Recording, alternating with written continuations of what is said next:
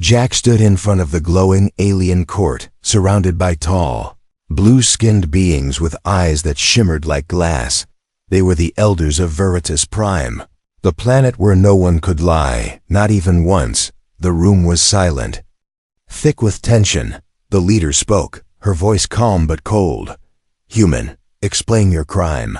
You broke the law of honesty. You used false words, twisted truth, and fooled our people." Jack didn't answer yet. He looked around slowly. Every face was waiting, staring at him, judging him. He finally smiled, not out of fear, but something else. "Funny thing about lies," Jack said quietly. "You don't notice them until they change your life." It all began when Jack's small shuttle crash-landed on Veritas Prime. He wasn't a soldier or a hero, just a wanderer who liked gambling, flirting, and making quick money.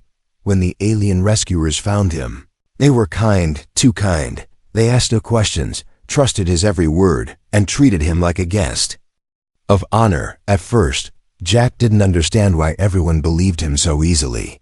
But soon, he learned the truth. No one on this planet knew how to lie, not even children. Jack saw opportunity, the kind that people back on Earth would kill for. The first lie was small. A shopkeeper gave him a fruit and asked, "Is it sweet?" Jack hated it, but smiled and said, "Delicious." The shopkeeper clapped in joy, gave him more, and even asked him to become the new taste master for their market. Jack realized something then. On this planet, truth was sacred, and lies were magic. In just 3 days, Jack became famous. His charm, jokes, and flirty words made alien girls blush and giggle. They followed him like fans, writing songs about the man who could twist reality. He lied about being a royal advisor. He lied about fighting space dragons. He even lied about writing poetry that made stars weep. The aliens believed it all, but Jack wasn't cruel. He didn't lie just for fun. Sometimes he helped others too. One day, a young alien girl, Lyra, cried in the middle of a town square. Her brother had stolen from the food bank, and now she would be punished for his crime. She begged the guards, "He did it for me, to feed me. Don't punish us both." The guards listened, but laws were clear. Jack stepped forward and shouted, "She's lying." Gasps echoed. The word lying was rare, dangerous, and powerful. She took the food. "Not her brother," Jack continued. "But I forgive her. I know her pain." The guards blinked in confusion. Lyra stared in shock, but in the end, they believed Jack. They always did. The punishment was lifted, and Lyra was free. She looked at Jack with eyes full of wonder and fear. "Why did you help me?" she whispered. Jack only winked. Sometimes a lie can be kinder than the truth. From that day, people called him not a criminal, but a truthless hero. But not everyone admired him. Some alien leaders felt uneasy. "He speaks words we don't understand," they whispered. Words with double meanings, sharp and soft at the same time. Others tried to test him. They asked strange questions, trying to trap him. But Jack always danced around the truth like a snake in a garden. One high priest named Torvin said, "If lies are poison, then this human is a charming cup of wine, sweet on the lips, deadly in the heart." Still, people loved him. Alien girls sent him gifts, meals, and invitations. Even merchants offered him coins if he would speak for their products. Jack became richer, more powerful, more famous. But deep down, something felt off. At night, he stared at the stars, wondering how long he could keep the act. How long before someone sees through me, he thought. Then came the Queen's message. It arrived in a golden box, carried by 2 armored guards. Inside was a note. "We must speak in private. I know what you truly are." Jack held the note tightly. His heart beat faster. Was it the end or a new beginning? He looked up at the sky again, smiled, and whispered, "Guess I'll lie one more time." And with that, he walked toward the palace, not as a criminal, not as a hero, but as the only man in a world of truth who carried the dangerous power of lies. The royal guards led Jack through shining silver halls, their footsteps silent but firm.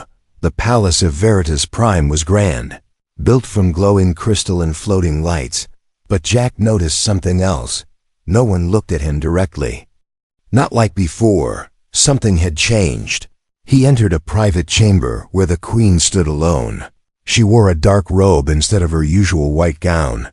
Her crown rested on a table, her face calm but serious.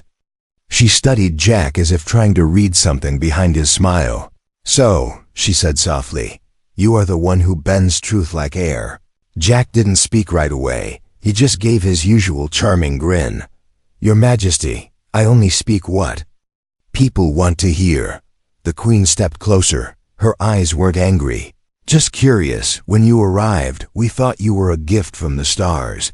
Now I wonder if you are a storm instead." Jack tilted his head. A little rain never hurt anyone, but the queen didn't smile. She walked to a wall and pressed a panel. A screen appeared, showing images of him lying at the market, in court, at a festival. Each scene had a timestamp and glowing red words. "False statement detected. Others are starting to notice." The queen said, "But they don't understand yet. They admire you. They follow you. They believe your lies bring good." Jack crossed his arms. "And you, Your Majesty, do you believe that too?" The queen turned to face him fully. "I believe you're dangerous." Jack's smirk faded for a moment, but then the queen surprised him. She lowered her voice and said, "I want you to lie for me." Jack blinked. He had expected threats or exile, but not this. "My daughter," the queen whispered, "is sick, very sick. But the people must believe she is strong, ready to lead one day. If they see weakness, the peace may fall." Jack stared at her. This wasn't a game anymore. It was power, family, a kingdom built on perfect truth, now held up by one man who could lie. "If I do this," he asked, "what do I get?" The queen's lips curved just slightly. "Gold, safety, respect, and a secret." A secret? A truth no one has spoken in thousands of years. Jack felt something stir in his chest. Curiosity like fire. This was no longer about girls or money. Something deeper was happening, he agreed, of course, and the lie was simple. Jack appeared beside the princess during a public speech. He said she had just run a long race, that she trained daily, that her health was perfect. The crowd cheered. Glowing orbs rose into the sky, and the illusion was complete. But behind the smiles, cracks were forming. An alien scholar named Marin watched Jack from the shadows. She was different, quiet, sharp-eyed. She began collecting everything Jack ever said, matching it with records, searching for patterns. And she found them one night. As Jack relaxed in a private garden, Marin appeared behind him. Her voice was cold as the wind.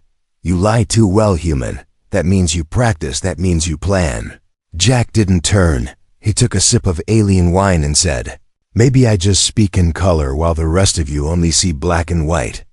"I will expose you," Marin said. "One truth at a time." Jack finally turned to her. Eyes steady. "Be careful, Marin. Truth can cut deeper than lies." She walked away, but the warning remained in the air like smoke. Later that week, Jack was invited to a secret gathering. Rich alien families wanted him to lie for them, to protect their honor, to raise their value, to destroy rivals. They offered gems, ships, and even their daughters. But Jack said no, not because he had changed, but because he realized something. His lies were no longer fun, no longer harmless now. They moved armies, changed minds, controlled history. He stood alone on a balcony that night, watching stars blink across the sky. In a world where no one could lie, he had become both a blessing and a weapon. And he knew one thing clearly: this wouldn't end quietly. The moment Jack stepped into the grand theater, every eye turned to him, not with innocence like before, but with hunger, curiosity, and something darker. They didn't just admire him now. They needed him. His name had become a tool, a rumor. A shadow whispered in tight halls. Rich alien families argued over who he favored. Royal guards asked for his blessing before court trials. Even priests now quoted him during public sermons. Jack had lied to become someone. But now his lies were turning him into something else. A symbol. A weapon. He sat in the front row that night, dressed in white robes gifted by the Queen. Beside him, alien girls with silver skin giggled quietly, leaning close, hoping he would notice them. The performance began. It was a drama newly written called The Man Who Could Speak Rain into Fire. Jack's heart sank as he watched. The actor playing the human wore Earth-like clothes, but his face was too proud, too cruel. He told lies that destroyed cities, stole daughters, and laughed while planets burned. The crowd clapped. Some even laughed. Jack didn't. When the lights faded, a tall man approached him backstage. His clothes were gold, his face marked with glowing tattoos. He didn't smile. "I am Prince Valor," he said. "Brother to the Queen, uncle to the princess." Jack stood slowly. "Then you already know who I am." The prince nodded. "I do. I've read every lie you've told." Jack raised an eyebrow. "That's a lot of reading." The prince's tone was flat. "I want you to lie for me next." Jack didn't answer right away. He could feel something dangerous beneath the prince's calm voice. Valor continued. "I want you to say the princess is weak, unfit, broken, and that I, Valor, should be next in line." Jack narrowed his eyes. "That's the opposite of what?" "The Queen asked me to say." "Exactly," said the prince. "Lie again, but this time lie better." Jack laughed softly. "You want me to destroy your niece's future just so you can wear a crown?" "No," the prince said quietly. "I want you to speak what they cannot imagine. A lie so sharp it becomes their truth." He handed Jack a silver cube. It held royal money, enough to live like a king anywhere. "If you refuse," Valor whispered, "I'll tell the people about every false word you've ever spoken. I'll turn your magic into poison." Jack stared at the cube, then at the prince. "You're the first alien I've met who knows how to threaten with truth." Jack said slowly, "I'm almost impressed." The prince left without another word. That night, Jack walked through the silent city, past glowing towers and truth-marked statues. His lies had opened doors, given him power, women, gold, but now they had built a trap. He stopped outside a quiet orphan hall. One of the girls he had saved long ago, Lyra, was there. She opened the door. "Surprised to see him. You're not like them," Jack said. "You don't want anything from me." She nodded. "Only truth." Jack sat beside her on the stone steps. "What if I told you I've never lied for my own good? Only for others?" Lyra looked at him, her silver eyes deep. "That would be your biggest lie." For once, Jack had no reply, but inside his mind, a plan was forming. One final lie, not for love, not for gold, but to break the game he had created, because maybe the only way to fix a world that could never lie was to teach it how to survive a truth too sharp to bear. Rain fell gently on the crystal rooftops of Veritas Prime, but the city felt like it was holding its breath. In every market and hall, people spoke of one thing: Jack, the human who could bend truth itself. But not everyone spoke with joy. Inside a dark chamber beneath the Temple of Clarity, a secret meeting was taking place. Alien leaders sat around a glowing circle, their eyes filled with fear. "He has corrupted our youth," one elder said. "He teaches them doubt." "He must be removed," whispered another, "before he speaks one lie too many." Above their heads, Jack stood on a balcony, unaware of the storm forming below. He was meeting a girl he hadn't seen in weeks, Lyra, the one whose life he had once saved with a single lie. She had grown stronger, more serious. Her voice didn't shake anymore, but her eyes still searched his face like a puzzle she couldn't solve. "Why are you here, Jack?" she asked quietly. "To do something stupid," he replied, "but maybe good." She frowned. "You're not a hero." "No," Jack said, "but I might be the villain they deserve."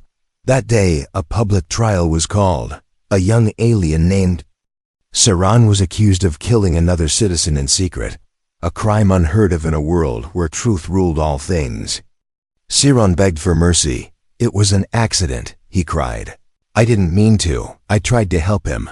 But his words didn't match the truth stone beneath his feet. The stone stayed cold, silent, which meant his story was false. He would be sentenced to exile, maybe worse. Jack watched from the crowd, his hands clenched slowly. And then he did something no one expected. He stepped forward. "I was there," Jack said. "I saw it." "It was not Saran's fault," the crowd gasped. The elders turned their heads. "You lie," one said coldly. "The truth stone does not confirm your words." Jack stepped onto the stone, knowing full well it would not glow. "I lie," Jack said loudly, "because the truth will destroy him." Silence, so heavy it crushed the air. "I lie," Jack repeated, "because the truth is blind. It doesn't know kindness. It doesn't understand mercy." The people stared. The elders froze. Even the queen rose slowly from her seat. And then, without warning, the truth stone flickered. A faint glow pulsed beneath Jack's feet. Not strong, not steady, but it was there. The chamber broke into chaos. Some cried, some shouted, some fell to their knees. "The truth stone glows," someone whispered. "But he lied, another said. "And it was ... right?" After the trial, Saran was quietly released. Jack was taken away by guards, not as a prisoner, but as something far more dangerous. A puzzle, a myth, that night. Inside a guarded chamber, Jack faced the queen again. "You shook the core of our world today," she said softly. Jack nodded. "I'm not sorry. You made the truth stone flicker." She continued, "That has never happened in 10,000 years." "Maybe your world needs more flickers," Jack said, leaning forward. "Because truth without compassion is just a blade." The queen said nothing, but her fingers trembled slightly. Later, Jack returned to his quarters, tired but alive. On his pillow lay a note, written in blood-red ink. "One more lie, and you die. Human. No name, no signature, just a warning." He folded the note, smiled sadly, and whispered to himself, "Then I better make the next lie count." The message came without sound, without warning. Just a flash of light in Jack's chamber, followed by a sealed glass orb. Inside it was a note, short and sharp, "Come alone, or she dies." There was no signature, but Jack already knew. The queen's daughter, the same one he had once lied to protect, had vanished from public sight days ago. The palace gave no answers, no updates, only silence. Jack held the orb in his hand, feeling the cold press of pressure from all sides. If he refused, he'd lose the little trust he had left. If he obeyed, he might be walking into a trap, but that had never stopped him before. He arrived at the meeting point, an abandoned truth temple in the cliffs just before nightfall. The wind howled across the stone, and broken statues lay scattered like forgotten promises. A tall figure waited in the center, face hidden, but voice sharp. "You really came," the man said, stepping forward. "Even after all your lies." Jack narrowed his eyes. "You want something?" The man nodded slowly. "A trade." "Your words for our power." Jack's jaw tightened. "Who are you?" "We are the ones who remember," the figure replied. "Long ago, we ruled Veritas Prime before the core was awakened, before truth was chained to our minds." Jack stepped closer. "You're from before the truth era." "We never forgot how to lie," the figure said. "We just learned to hide behind him." Guards brought out the queen's daughter, her arms bound, her face calm but pale. "You broke the stone," the man continued. "You brought chaos, and now you will finish what you started." Jack raised an eyebrow. "You want me to destroy the queen?" "No," the man said coldly. "We want you to speak a lie so powerful, so believable, that it breaks the people's faith in her completely." Jack looked at the girl, then back at the man. "And if I refuse?" The man tilted his head. "Then you both disappear, quietly." For the first time in a long while, Jack didn't smirk, didn't joke. His face turned serious, thoughtful. He had lied for fame, for women, for survival. But this was something else. They wanted him to use his words like a knife. He closed his eyes and remembered Lyra, the girl he saved, Marin, the scholar who watched him closely, the queen, who once asked him to lie to protect. and the people who had lived in peace but without freedom. He opened his eyes, stepped forward, and said loudly, "Then listen to my lie." The words he spoke next shook the air. He told them the Queen had betrayed her people, that she had never trusted the truth, that the core was her puppet. It was all false, but spoken with such sorrow, such pain, that even the guards began to lower their weapons. The figure smiled, pleased. "Good," he said. "Very good." But Jack wasn't finished. And now? Jack shouted, "Let her go." They hesitated, confused. "Because here is my truth," Jack said, his voice rising. "You can't control a world built on control. You can't force freedom. You can't lie your way to peace." He stepped toward the Queen's daughter and shattered her bindings with a hidden blade. The girl spun around, grabbing a fallen staff. The ambush came fast. Marin and Lyra burst through the broken walls with a group of defectors, young aliens who had started to doubt the system and followed Jack in secret. Chaos exploded in the temple. The old leaders fell one by one. The Queen's daughter led the charge, her voice sharp, her eyes open with truth and fire. When the dust cleared, Jack stood in the center again, this time not with lies on his lips, but silence. Marin walked up beside him. "That was a dangerous game," she said. Jack smiled faintly. "I told them what they wanted to hear, and then gave them what they deserved." Lyra nodded slowly. "What now?" Jack looked out over the cliffside at the city lights below, flickering like uncertain stars. "Now," he said, "they'll have to decide what's real. And maybe for once, that's the honest way." Asterisk. They came for Jack at midnight, not with swords or trials, but with silence. 10 guards in silver armor stood outside his door, saying nothing, only waiting. He didn't ask where they were taking him. He already knew, underground, past steel doors and glowing tunnels. They brought him to a place few had ever seen. The Room of Roots, where the oldest truth on the planet slept beneath stone. The Queen waited there, not dressed in royal silk, but in battle leather. Her crown was gone, her face pale. "We found the source," she said. "The truth that controls all truths." Jack stepped forward, confused. "What source?" The Queen moved aside, revealing a large crystal chamber buried in the floor. Inside it pulsed a dark core, black and breathing like it had a heart of its own. "This came before us," she said. "Before honesty, before peace, it landed here." From the stars, Jack looked closer, and something cold touched his bones. It was not a machine, not magic. It was alive, and it watched him. "For thousands of years," the Queen whispered. "This being, this core has filtered our minds. It doesn't let us lie. It bends us from birth." Jack felt dizzy. "So your whole planet's honesty isn't natural, it's programmed," she nodded. "A gift we turned into a god." He looked at her sharply. "And now it's failing." The Queen didn't answer. She didn't have to. The flicker in her eyes said everything. Jack touched the glass, and the core responded. It pulsed, slow at first, then faster. It had waited for him, or someone like him, someone who carried lies like blood in their veins. "It's connected to me," Jack said quietly.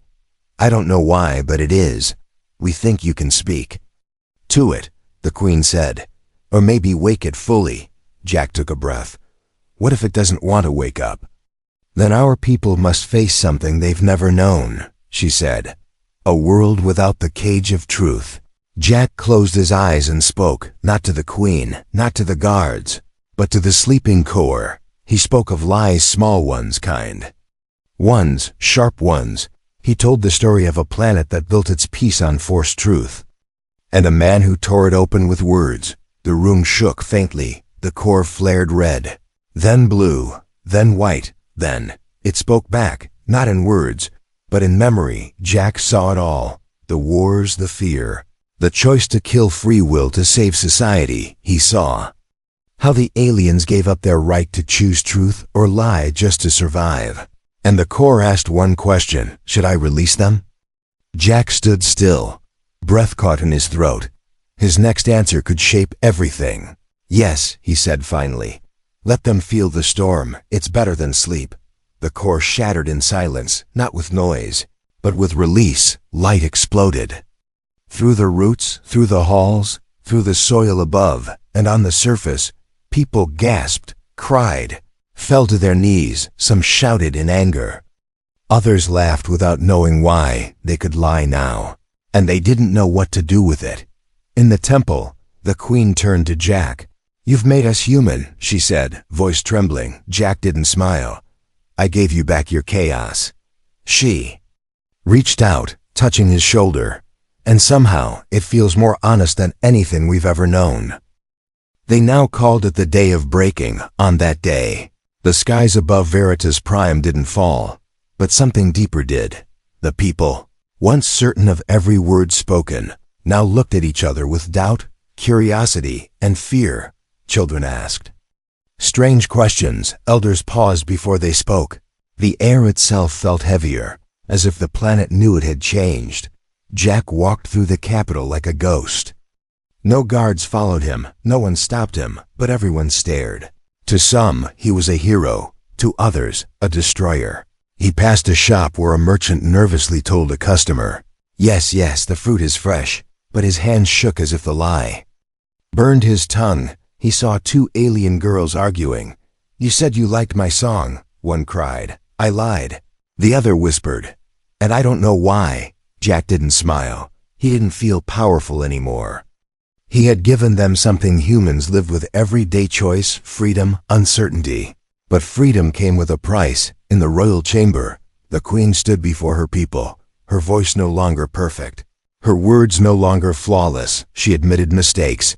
She confessed her fears. "I ruled with truth forced upon us," she said. "Now I will rule with truth that must be earned." And the people cheered, not because they believed her, but because they finally had the right not to. Jack watched from a balcony above. Marin stood beside him, her hands behind her back. "You should leave," she said quietly. "You've done enough." "I know," Jack said, "but I had to see it for myself." The moment a world finally became real, she turned to him. "Will they remember you as a liar?" "Maybe," Jack said. "But maybe that's better than being forgotten as a fake god." He didn't stay for the celebrations. He left before the night fell. Walking into the edge of the forest that surrounded the city, years passed. Legends grew. Children were told stories of a strange human who spoke with a golden tongue, who could say false things that felt more true than anything ever heard. Some called him a curse. Others said he was a gift sent by the stars to wake the planet from sleep. But one day, deep in the forest, a young alien girl found an old man by a fire. He had earth-colored eyes and a voice soft like sand. "Are you Jack?" she asked. He didn't answer right away. He just looked up and smiled gently. "They say you broke the world," she said. "Is that true?" He took a long breath and replied, "I didn't break it. I just told it something it wasn't ready to hear." "And what was that?" she asked. "That truth is not the same as goodness," he whispered, "and lies are not always evil." She looked at him, unsure. "Are you lying now?" Jack chuckled, the sound low and tired. "That little one is something you'll have to decide for yourself." And as the wind moved through the trees, carrying whispers of a changed world, the girl sat beside him, not certain of anything. And somehow that felt okay, because finally on Veritas Prime, the people could doubt. They could question, and in that doubt, they could finally be free.